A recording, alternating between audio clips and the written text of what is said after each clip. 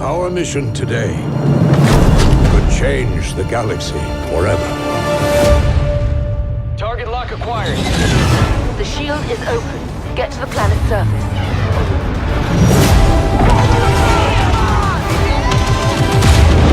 Push him back!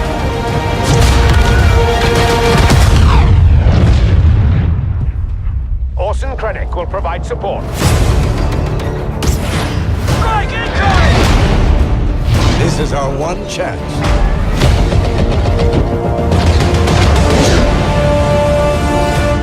Stand with us.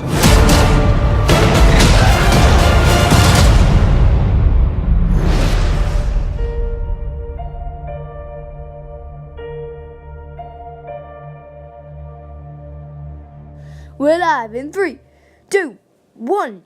Hey guys, Mr. Media Max here, and I got some Rogue One Scarif gameplay. So as you can see, let's just talk about the new Shore Trooper Captain skin and the Shore Trooper skin, which is going to be the default skin when you're playing on Scarif. So first, the A180 is a new blaster pistol that gives you 3 modes. It replaces your star cards with a sniper mode, a blaster mode, and an ion torpedo mode.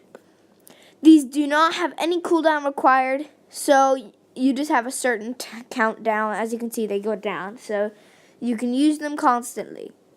Anyways, guys, this is going to be a big video, so you're going to get to see a lot of things you probably know in the game.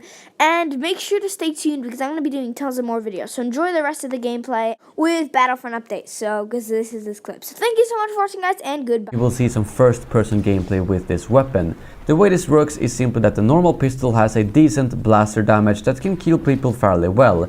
But it's the actual abilities that comes with it that you can do some serious damage with, and these abilities work similarly to star cards as they are activated with the same keys, have cooldowns, and can be reset with power-ups such as the card refresh. You can also switch to these modifications and then switch back without them going on cooldown.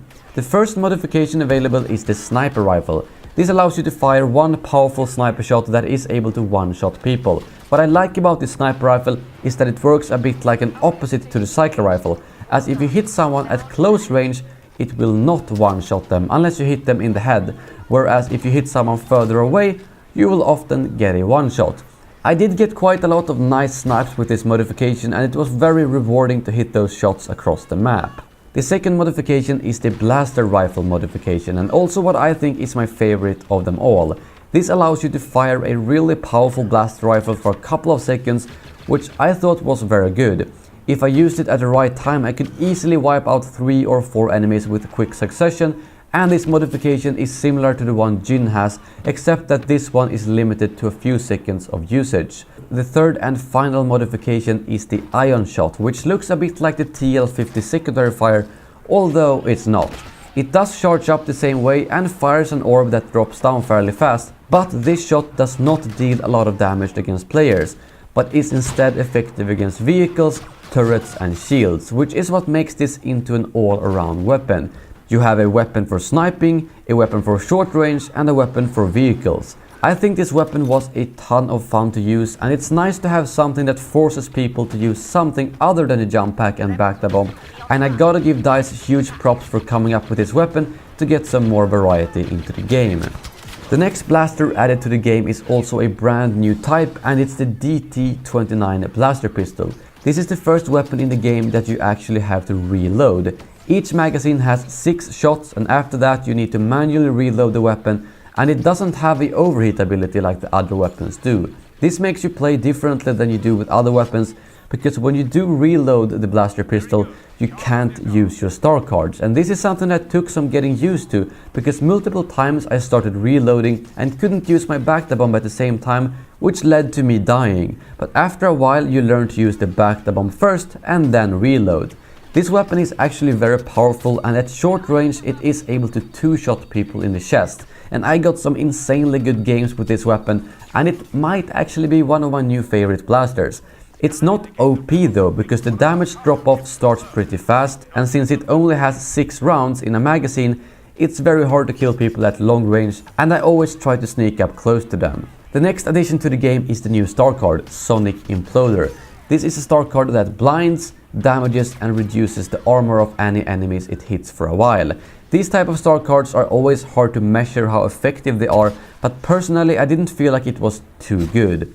The damage is very low and I didn't get a single kill with it during the whole day, but it does blind enemies and reduce their armor, so it definitely is something that will be a very team-focused star card.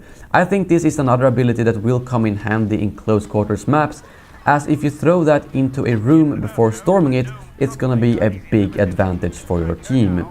Moving on, we have the 2 new vehicle pickups. These work a bit differently, so let's start off with the TIE Striker.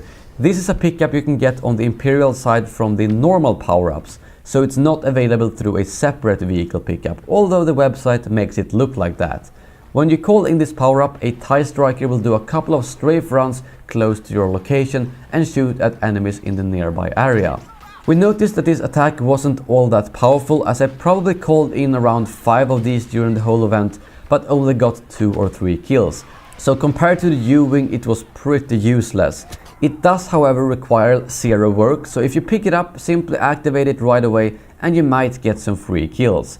On top of that, it looks pretty damn cool seeing the Striker fly over the map.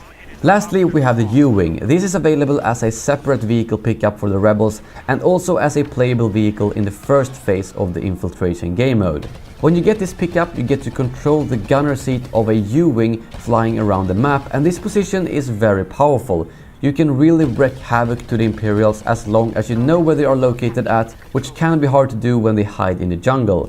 The health works similarly to the AT-ATs, and you get more time the more kills you get. This means that sometimes people got upwards to 15 or 20 kills with the U-Wing due to how strong it is. You can, however, shoot down the U-Wing from the ground with various types of weapons, and I got this pretty nice jump shot with the disruption rifle, which instantly took it out, so although it can be annoying, it can also be taken out fairly easily. But keep in mind that if you are controlling the U-Wing, you can actually use the lock-on jammer as well as a shield to give you some extra protection. If we move on to the first section of the infiltration game mode, the U-Wings are the transports you need to escort to the shield gate in order to progress the game mode. And the U-Wings are very defensive vehicles as they have a speed boost, shield and lock-on jammer. I also noticed that they have a lot sharper turn radius and more responsive controls compared to the other ships, which made them a lot smoother to fly around with.